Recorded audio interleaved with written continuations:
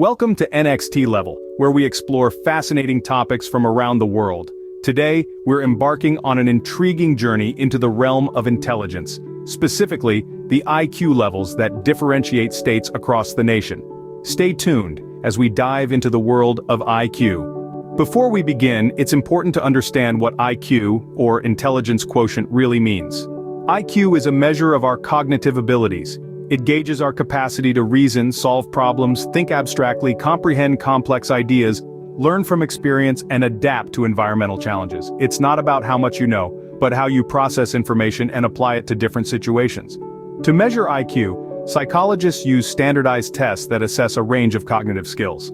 These tests are designed to be free of cultural bias, focusing instead on raw cognitive ability. The average IQ is set at 100, and scores are adjusted based on age. It's important to remember, though, that IQ is just one aspect of our intelligence and doesn't capture the full spectrum of our cognitive abilities. There's also emotional intelligence, creativity, and practical intelligence to consider. With that understanding, we are ready to explore the states with the lowest average IQ scores. It's time to reveal the 10 states that record the lowest average IQ scores. Let's dive right in. At number 10, we have Nevada. Known for the glitz and glamour of Las Vegas, a lesser-known fact about Nevada is that it has one of the highest high school dropout rates in the country. Next at number 9 is Oklahoma. Despite being the home state of great minds like Ralph Ellison, a celebrated novelist, Oklahoma has struggled with education funding, which could be a contributing factor to its position on this list. At number 8, we find Louisiana. With a rich cultural history, it's surprising to find Louisiana here. However, a fun fact is that this state was the first to offer school vouchers, a program aimed at improving educational outcomes. Number 7 brings us to New Mexico. Known for its enchanting landscapes, New Mexico has a unique bilingual education system, reflecting its diverse culture. Coming in at number 6 is Alaska. The state's vastness and remote locations pose unique challenges to delivering education. But did you know that Alaska has the highest percentage of homeschooled children in the nation?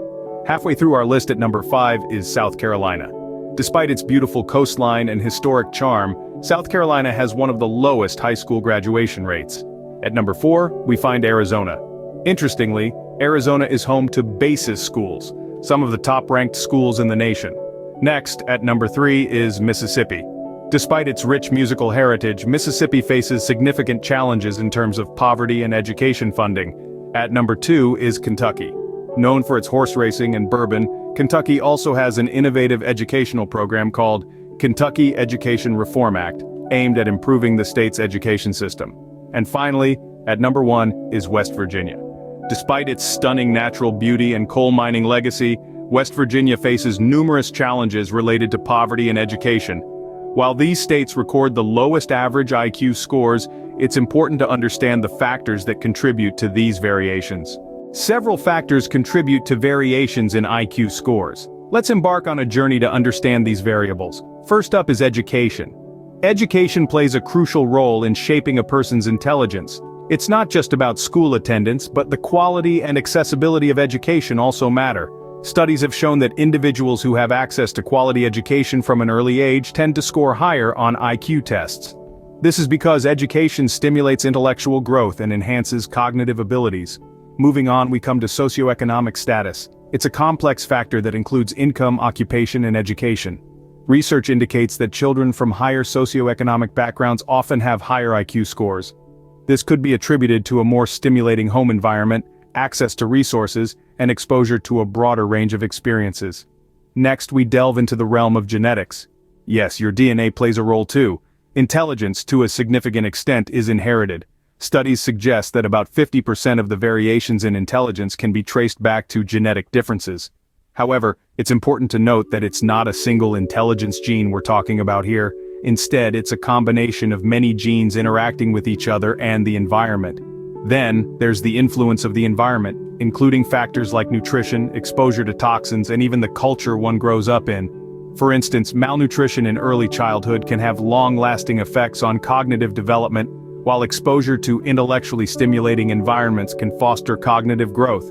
Finally, while not a direct factor, health can also influence IQ. Conditions like ADHD or learning disabilities can affect a person's performance on an IQ test.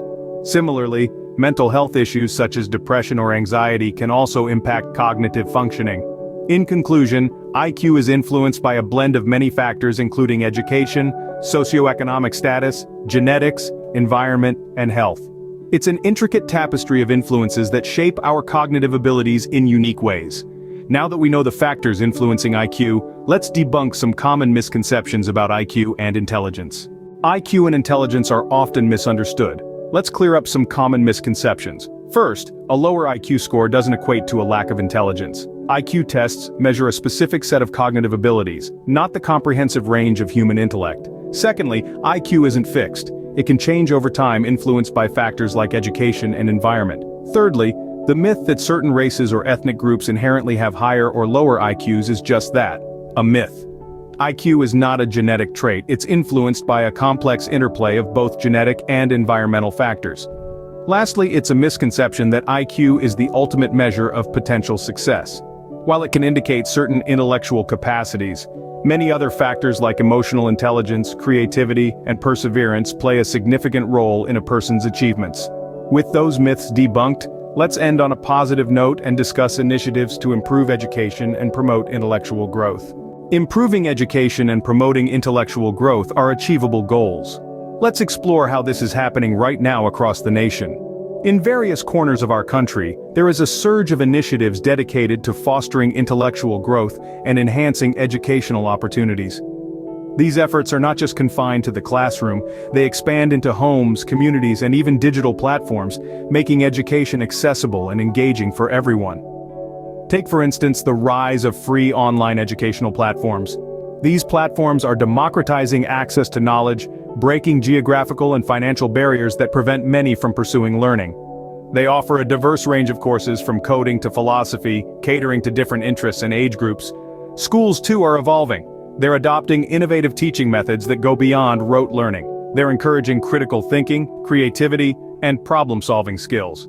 They're acknowledging that every child is unique, and that one size does not fit all when it comes to education. Communities are also stepping up, creating safe and stimulating environments for learning. Libraries are transforming into vibrant learning hubs, hosting workshops and seminars. Local clubs are providing platforms for children and adults alike to pursue their interests and talents.